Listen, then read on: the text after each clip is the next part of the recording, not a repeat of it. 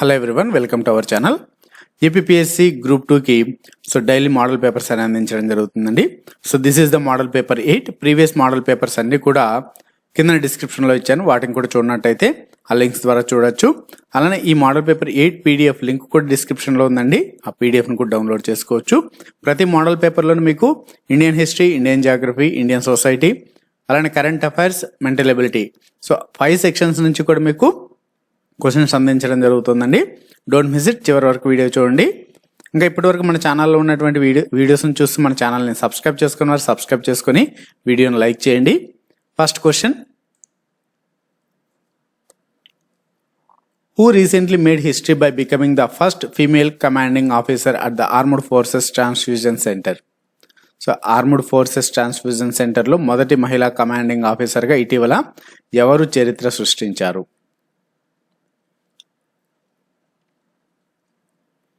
Answer second one, Sunita B S. Very important question. Next, who has been appointed as India's first women IDD camp by Mizoram governor doctor Haribabu Kambhampati? Mizoram governor అయినటువంటి doctor Haribabu Kambhampati భారతదేశ మొదటి మహిళా సహాయకురాలిగా ఎవరిని నియమించారు?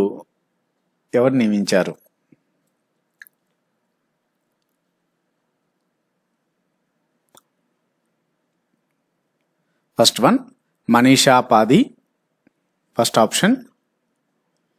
Next, who has been appointed as the president of the rural marketing association of India RMAA for the term 2023 to 25?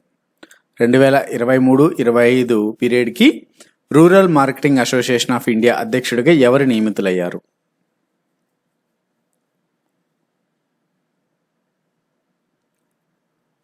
Answer first one, Biswabarun Chakrabarti. Next, which country's representative was crowned 72 Miss Universe 2023? ఏ దేశానికి చెందినటువంటి ప్రతినిధి 72వ miss Universe 2023 కిరీటాన్ని పొందారు? ఇది కూడా very very most important question.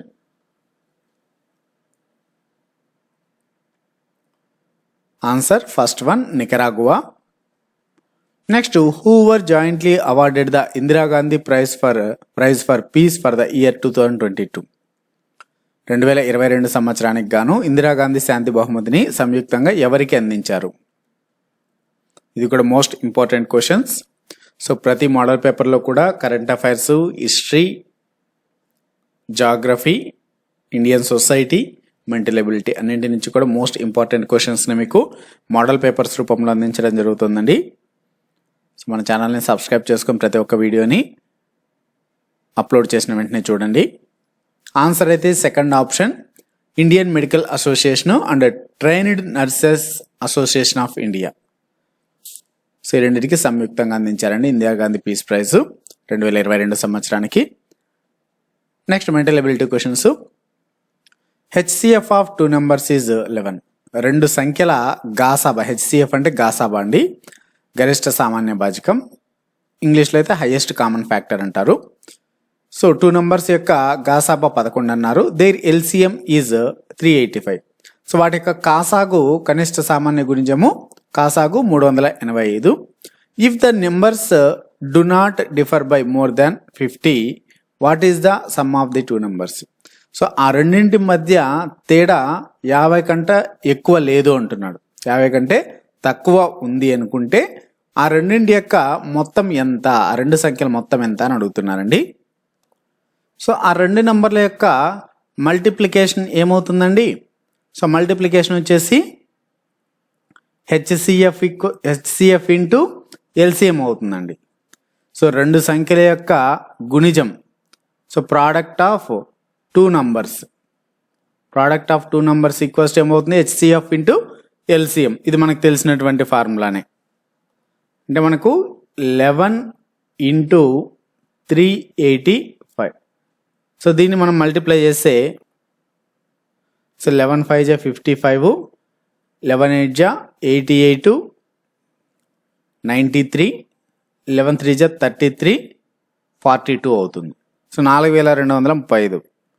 So ఆ రెండింటి యొక్క గుణిజం అండి. అంటే ప్రోడక్ట్ ఆఫ్ టూ నంబర్స్ ఏమవుతుంది, సో ఎల్సిఎం హెచ్సిఎఫ్ల యొక్క మల్టిప్లికేషనే ఆ రెండింటి యొక్క ప్రోడక్ట్ అవుతుంది. సో మనకి ఎంత వచ్చింది, అది 4235. సో ఇప్పుడు మనకు సో హైయెస్ట్ కామన్ ఫ్యాక్టర్ అంటే రెండింటిని కూడా కామన్ ఫ్యాక్టర్ అంటున్నాం. హైయెస్ట్ కామన్ ఫ్యాక్టర్ అంటే రెండింటిని కూడా సో 11తోనే డివైడ్ చేస్తుంది. మరి ఆ రెండు నంబర్స్ మనం ఏమేమి అనుకోవచ్చు అంటే 11m అనేది ఒకటి, 11n అనేది ఇంకొక నెంబర్ అనుకున్నాం. So first number is 11m, second number is 11n అని అనుకుందాం. అంటే ఇక్కడ ఎన్ అనేటివి కోప్రైమ్స్గా చెప్పుకుంటాం. సో మరి ఇందాక మనము చేసినటువంటి ఆ రెండు నెంబర్ల యొక్క ప్రోడక్ట్ కదా మనకు వచ్చింది. 11m ఇంటూ 11n ఎంత వచ్చింది, 4235. రెండు నెంబర్ల యొక్క ప్రోడక్ట్ ఇది వచ్చింది. మరి 11తో క్యాన్సిల్ చేస్తే 11 3 జా 33. సో 9 ఉంటుంది. 11 8 జా 88, 11 5 జా 55. సో మళ్ళీ 11తోనే 11 3 జా 33, 5 ఉంటుంది. 11 5 జా 55. అంటే m ఇంటూ n ఎంత వచ్చింది మనకు, 35 వచ్చిందండి. సో ఇక్కడ మనకు జాగ్రత్తగా గమనిస్తే సో రెండు నంబర్ల యొక్క ప్రోడక్ట్ m ఇంటూ n అనేటివి రెండు కోప్రైమ్స్ అని చెప్పుకున్నాం. మరి ఈ రెండు నెంబర్ల యొక్క ప్రోడక్ట్ 35. మరి దీన్ని ఫ్యాక్టర్స్కి ఎలా డివైడ్ చేయొచ్చు చూడండి. 1 ఇంటూ 35 రాసుకోవచ్చు, లేదా 35 ఇంటూ 1 రాసుకోవచ్చు, లేదంటే 5 ఇంటూ 7 రాసుకోవచ్చు, లేదా 7 ఇంటూ 5 రాసుకోవచ్చు. ఇంతకు మించి వేరే విధంగా 35ని రాసుకోవడానికి వీలు కాదు.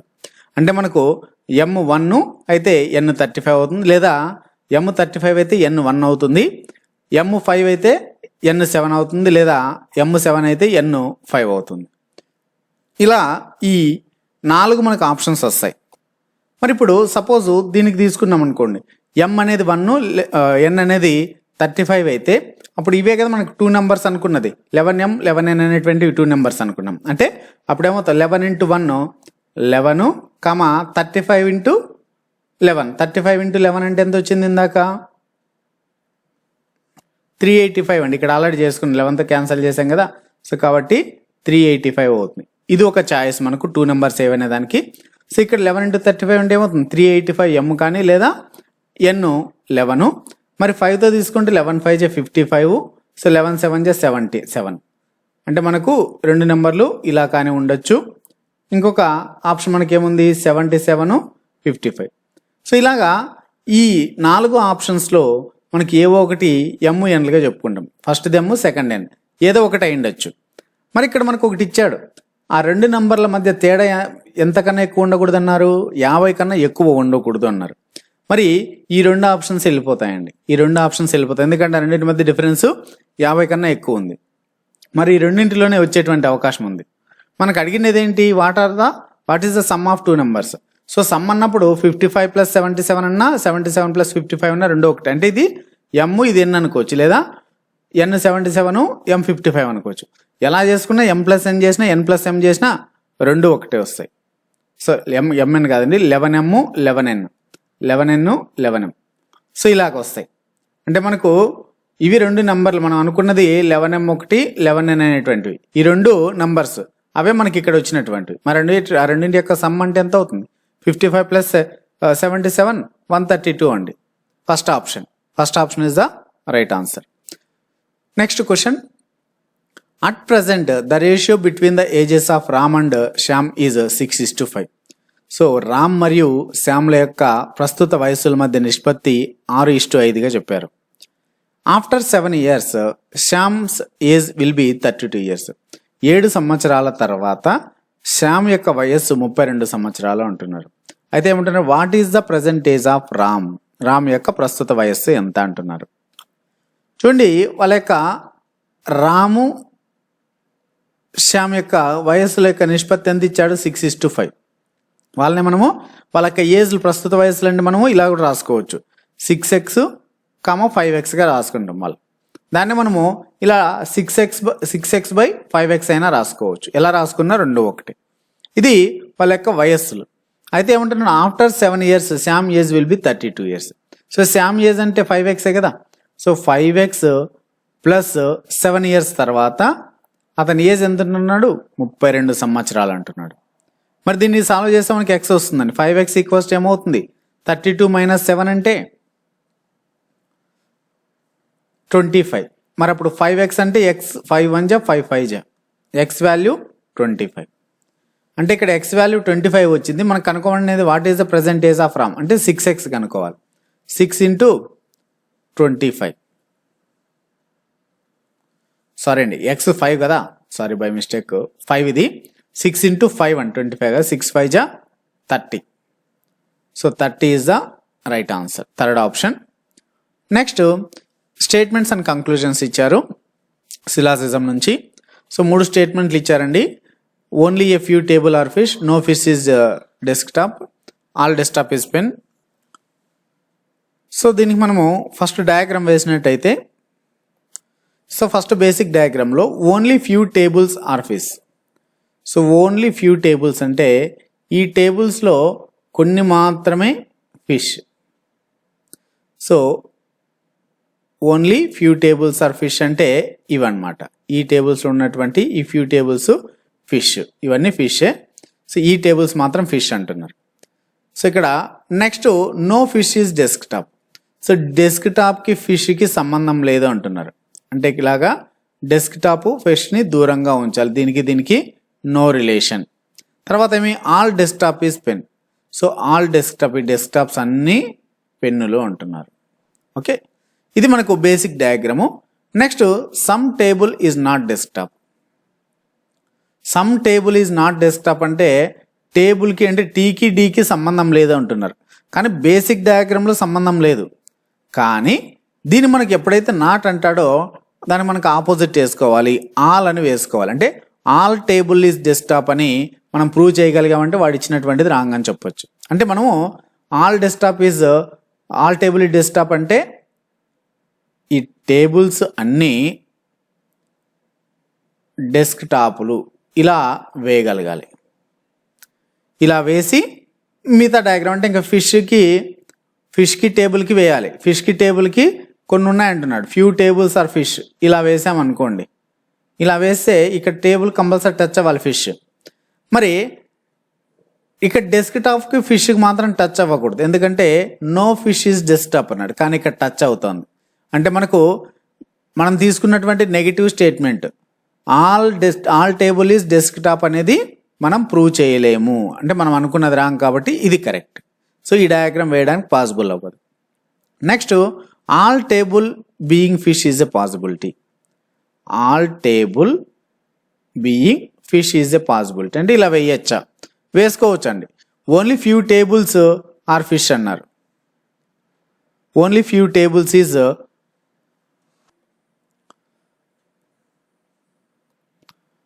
So only few tables are fish, sorry all tables being fish is a possibility అంటున్నారు. అంటే ఇలా వేసుకోవచ్చా అని. మరి ఫస్ట్ది చూసినట్టయితే only a few table are fish.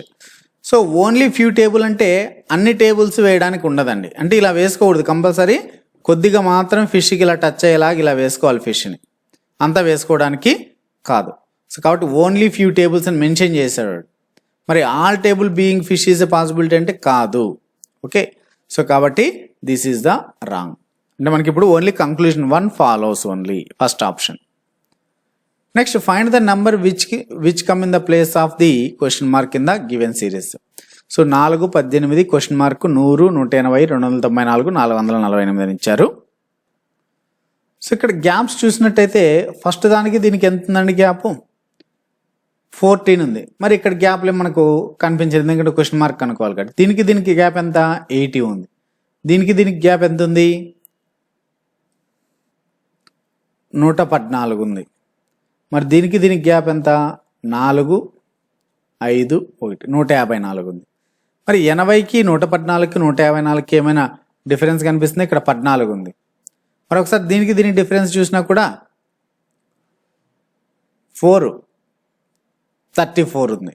దీనికి 4, 5 - 1 4. సో మరి 0 అండి. 4 - 4 0. 40 ఉంది. సో మరి 40 ఉంది, 34 ఉంది, ఇక్కడ 14 ఉంది. సో ఎక్కడ కూడా మనకు సింక్ అవ్వడానికి లేదు. డిఫరెన్స్ తీసుకోవడానికి కూడా 2 నెంబర్లే వస్తున్నాయి, ఇక్కడ మిగతా అవన్నీ రాలేదు. సో లేదు ఆర్ఆర్ దీనికి 6 డిఫరెన్స్ ఉంది కాబట్టి 6 తీసుకున్నా మనకు. సో 14, నెక్స్ట్ ఇక్కడ 6 20, 20 ఒక 6 26, 26 మళ్ళీ దీనికి ఎంత ఉండాలి, 26 ఒక 6 32 ఉండాలి, కానీ 34 ఉంది. సో కాబట్టి అది కాదు. సో దీన్ని ఎలా చేశాడంటే 4ని మనకు ఇలా రాసుకున్నాడు, 2 cube minus 2 square. 2 cube అంటే 8, 2 square అంటే 4, 8 minus 4 4. నెక్స్ట్ 18 కూడా అంతే. 18 ఎలా రాసుకున్నాడంటే సో 3 cube ఎంత 27, 3 square ఎంత 9. సో 27లో నుంచి 9 తీసేస్తే అంటే 3 cube minus 3 square. నెక్స్ట్ మళ్ళీ ఇక్కడ గ్యాప్ వచ్చింది, మళ్ళీ 100 ఉంది. సో దీన్ని 5 square, 5 cube minus 5 square అంటే 125లో నుంచి 25 తీసేస్తే 100. సేమ్ ఇక్కడ కూడా అంతే. Next 6 cube minus 6 square, 216 minus 36, 180. So ఇలా తీసుకుంటే మనకు 2 cube, 3 cube, 4 cube ఉండాలి. ఇక్కడ 4 cube, ఇక్కడ మైనస్ 4 square అంటే 64 మైనస్ 16, 8 4, 48. ఆన్సర్ మనకు 4th option D. Next A alone and B alone can do a work in respectively 18 and 8 days more than the both working together. So మరి ఇద్దరు కలిసి పని చేయడం కంటే ఏ ఒంటరిగా మరియు బి ఒక్కరే ఆ పనిని వరుసగా 18 రోజులు మరియు 8 రోజుల్లో చేయగలరు. ఇద్దరు కలిసి పని చేస్తే ఎన్ని రోజులు అవసరం అవుతుందో కనుక్కోండి అంటున్నారు. Find the number of days required if both together. అంటే మనకి ఇక్కడ ఒక చిన్న పాయింట్ మనకు తెలుగులో పర్లేదండి. ఏంటంటే ఇది more than both working together అంటే సో ఏబీలు ఇద్దరు కలిసి పని చేయడం కంటే ఏకి ఒంటరిగా 18 రోజులు ఎక్కువ పడుతుంది. అంటే ఇద్దరు కలిసి పని చేస్తే సపోజ్ సమ్ ఎక్స్ డేస్ ఇద్దరు కలిసి పని చేస్తారనుకుంటే, పని పూర్తి చేస్తారనుకుంటే ఏకి ఒక్కనికైతే x+18 days, బీకి ఒక్కనికైతే x+8 days పడుతుంది. అంటే ఇద్దరు కలిసి పని చేసేదానికంటే ఏకి ఒక్కనికే 18 రోజులు, బీకి ఒక్కనికే ఇంకొక 8 రోజులు ఎక్కువ పడుతుంది అంటారు. మనకు కనుక్కోమనేది ఏంటి, find the number of days required if both work together. మరి ఇద్దరు కలిసి ఎన్ని రోజుల్లో పనిచేస్తారు అని ఇచ్చారు. సపోజ్ ఇప్పుడు ఇద్దరు కలిసి A+B n డేస్లో చేస్తారనుకుంటే ఏ ఒక్కడే ఎన్ని రోజులు చేస్తాడు, అప్పుడు n+18 days, బి ఒక్కడే అయితే n+8 daysలో పూర్తి చేస్తారు. సో సింపుల్గా ఇప్పుడు సో దీన్ని సింపుల్గా మీరు ఈ టైప్ ఆఫ్ ప్రాబ్లమ్స్ని ఇలా వేసుకోవచ్చు అండి. n² = 18+8 ఇలా వేసుకోవచ్చు. సరే 18 × 8 అంటే ఎంత అవుతుంది, 18 × 8 144, n = 12 అవుతుంది. 12 daysలో ఇద్దరు కలిసి పూర్తి చేస్తారు. సో ఎందుకు ఇలా వేసానంటే దీన్ని యాక్చువల్గా మనం ఇలా చేయాలి. సో ఏ ఒక రోజులో అంటే 1/n+18, సో బి అంటే 1/n+8 అంటే A+B ఇద్దరు కలిసి. మరి A+B ఇద్దరు కలిసి పనిచేయడం 1 డేలో ఎంత చేస్తారు, 1/n చేస్తారు. సో A+B n రోజుల్లో చేస్తే A+B 1 డేలో ఎంత చేస్తారు, 1/n. ఇది A 1 డేల వరకు, ఇది B 1 డేల వరకు. సో దీన్ని మనము సాల్వ్ చేస్తే క్రాస్ మల్టిప్లికేషన్ చేసుకుంటే n+8 + n+18 ఇక్కడ whole divided by n+8 × 18 × n+8 వస్తుంది ఈక్వల్స్ టు 1/n. సో దీన్ని సాల్వ్ చేసుకుంటే మనకి ఎంత అవుతుంది, ఇక్కడ n+n 2n + 18 + 8 26 divided by, so ఈ n+18 × n+8ని n² + 18n + 8n + 18 × 8 equals to 1/n. మళ్ళీ ఇప్పుడు క్రాస్ మల్టిప్లికేషన్ చేసుకుంటే ఇక్కడ సో n × 2n అంటే 2n² + 26n equals to n² + 18n ఒక n 26n + 18 × 8. సో ఇదండి. ఇందులో మనకి ఇక్కడ 26n క్యాన్సిల్ అవుతాయి. ఈ n² ఇటు సైడ్కి వస్తే 2n² - n² అవుతుంది. n² = 18 × 8. సో నేను ఇందాక రాసినది కూడా డైరెక్ట్ స్టెప్ వేసానండి, అంతే డైరెక్ట్ స్టెప్ వేసాను. సో ఆన్సర్ అయితే మనకు ఇద్దరు కలిసి 12 రోజుల్లో పూర్తి చేస్తారు. Answer first option. సో ఇది షార్ట్ కట్ కింద తీసుకోవచ్చు మీరు ఈ టైప్ ఆఫ్ ప్రాబ్లమ్స్కి. నెక్స్ట్ వన్, యూరోపియన్లు భారతదేశంలో వారి ప్రధాన స్థావరాలకు సంబంధించి క్రింది వాటిలో జతపరచండి. సో యూరోపియన్లు భారతదేశంలో వారి యొక్క స్థావరాలు, ప్రధాన స్థావరాలు.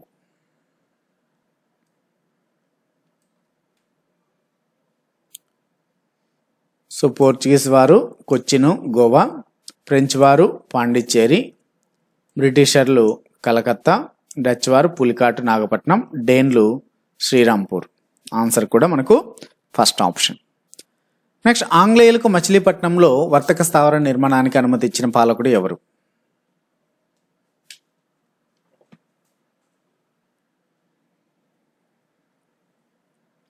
Answer third one, Mohammed Quli Qutb Shah. Next, సముద్ర ఆధిపత్యం కోసం బ్లూ వాటర్ పాలసీ, నీలి నీటి విధానం అనుసరించిన పోర్చుగీస్ గవర్నర్ ఎవరు? A Albuquerque, B Francis de Almeida, C Nuno da Cunha, D పై పేర్కొన్న వారు ఎవరు కాదు. Answer second one, Francis de Almeida. ఇంకా ఇప్పటి వరకు మన ఛానల్లో ఉన్నటువంటి వీడియోస్ని చూస్తూ మన ఛానల్ని సబ్స్క్రైబ్ చేసుకుని వీడియోని లైక్ చేయండి. నెక్స్ట్, భారతదేశంలో మొదటిసారిగా క్రైస్తవ మత వ్యాప్తి కోసం వచ్చిన జెసూట్ మతాచార్యుడు ఎవరు? A Saint Francis Xavier, B Saint Thomas, C Saint George, D Saint William.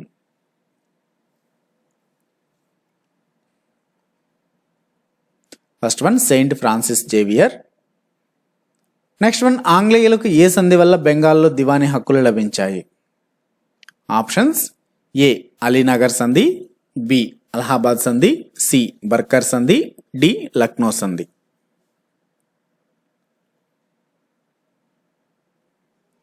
B Allahabad సంధి. Second option is the right answer. Next, భారతదేశానికి ఉత్తరాన ఉన్న చివరి ప్రాంతం ఏది? Options: first one Pygmalion point, second one Kilik Dawan pass, third one Rann of Kutch ప్రాంతం, fourth Indira point. So north end point.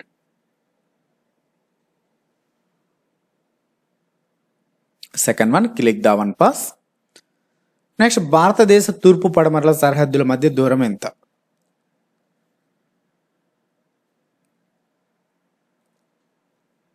First one 2933 కిలోమీటర్లు.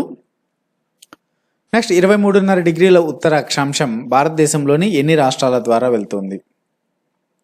So కర్కట రేఖ మన భారతదేశంలోని ఎన్ని రాష్ట్రాల ద్వారా వెళ్తుంది? ఇది కూడా very very most important question. Fourth one 8 రాష్ట్రాల ద్వారా. నెక్స్ట్, భారతదేశ ప్రాదేశిక జలాలు ఎన్ని నాటికల్ మైళ్ళ వరకు విస్తరించి ఉన్నాయి? ఫస్ట్ వన్ 200 నాటికల్ మైళ్ళు, సెకండ్ ఆప్షన్ 20 నాటికల్ మైళ్ళు, third option 1 nautical mile, fourth option 12 nautical మైళ్ళు. ఫోర్త్ ఆప్షన్ 12 నాటికల్ మైళ్ళు. నెక్స్ట్, పాట్కాయ్ బమ్ లేదా నాగా కొండలు ఏ 2 దేశాలను వేరు చేస్తున్నాయి? Options: first one Bharat Myanmar, second one Bharat Nepal, third one Bharat Bangladesh, fourth one Bharat Bhutan. Patkai Bum లేదా నాగాలాండ్ కొండలు ఇండియా మరియు మయన్మార్ని వేరు చేస్తున్నాయి. First option. నెక్స్ట్, సమాజ శాస్త్రం సోసియాలజీ అనే పదాన్ని మొదట రూపొందించింది ఎవరు? Options: A Socrates, B Aristotle, C Auguste Comte, D దుర్క్హైమ్.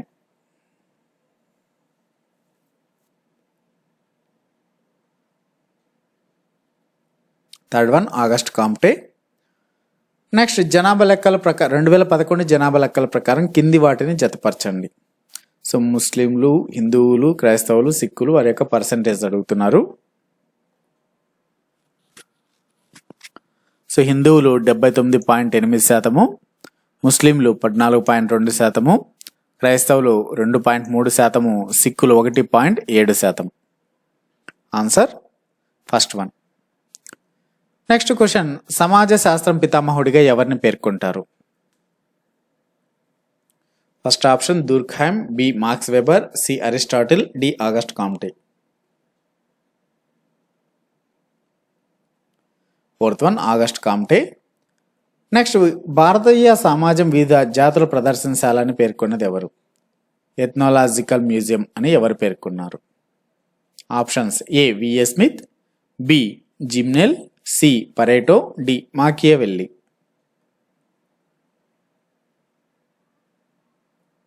First one V A Smith. Next సమాజ శాస్త్రం శాస్త్రీయంగా దేన్ని అధ్యయనం చేస్తుంది? ఏ మానవుడిని, బి మానవ సంఘాలను, సి వ్యక్తుల మధ్య ఉన్న సామాజిక సంబంధాలను, డి పౌరుల హక్కులను మరియు విధులను.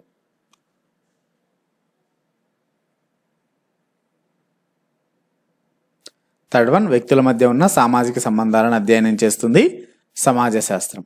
సో ఇదండి model paper 8. Previous model papers చూడని వాళ్ళు కింద డిస్క్రిప్షన్లో ఉన్నాయి, వాటిని కూడా వాచ్ చేయొచ్చు.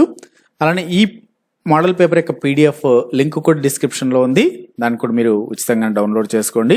అలానే మన తెలుగు మెటీరియల్స్ యాప్ కూడా కింద డిస్క్రిప్షన్లో ఉంది, యాప్ని డౌన్లోడ్ చేసుకొని ఏపీఎస్సీ అండ్ టీఎస్పీఎస్సీ ఎగ్జామ్స్కి మెటీరియల్స్ని టెస్టులని కూడా రాసుకోవచ్చు ఉచితంగానే.